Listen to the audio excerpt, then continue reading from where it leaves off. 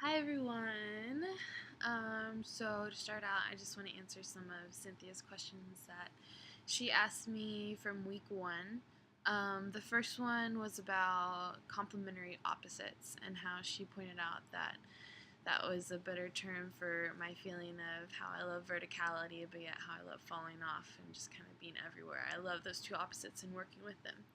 And she asked me if I experience this within my body outside of the studio. And at first, when she asked me that, I was like, I don't really think so. But as I've looked deeper into it, I think one of the things that I love to do that is exactly like this is wakeboarding. I know in class I talked a lot about it, but Cynthia probably don't know this, but I love to wakeboard.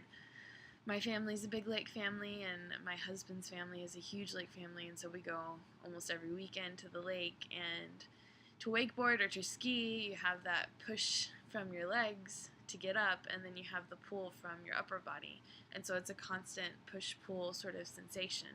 And it only magnifies when you start doing tricks or jumping, I should say. I don't do many tricks, but I jump. And so the preparation and the landing of the jump is huge.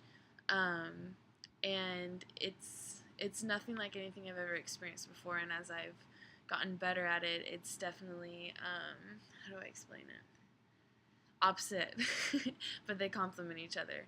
The preparation and the landing are totally different, and the leaning sensations are completely different.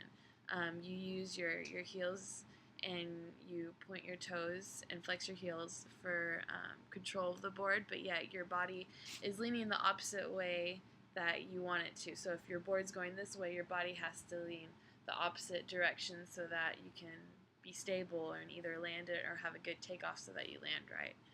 So that was just one thing that came into my mind. And then another thing also was that this isn't a physical thing, but definitely a mental complementary opposite is just how I handle everyday situations or my work ethic is very much like go go go go go go go, and then I just stop and I have to relax and just like veg.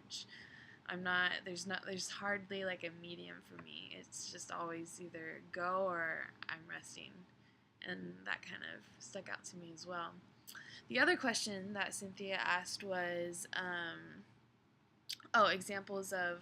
I talked about how I'm really interested in the relationships that you build when you move together or when you move with one another.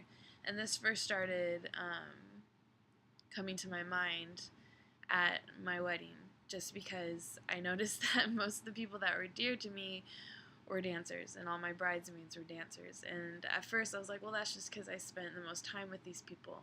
But then when I had looked back into the project that I just did this past semester, it really hit me that when the piece started becoming what the intent of it was, and when the partners were really bonding with each other, was when we actually started partner work and we actually started touching each other and moving with each other, like in contact, not necessarily just dancing without physical contact, but when you actually were actually touching each other, touching each other's hands, giving each other weight. There was just something that happened, and that I don't even know if there's words to explain it. It's definitely like a magical substance that happens.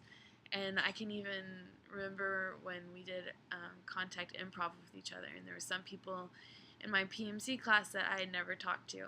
But when I did contact improv with them, this relationship just came out of thin air. And I didn't even have to talk with them, but this magic and this understanding of each other was already there. And I just love that feeling, and I think that's something that I would like to explore more. So I hope that answers your questions from the first week. And as always, I would love to hear your feedback. So thank you very much. Bye.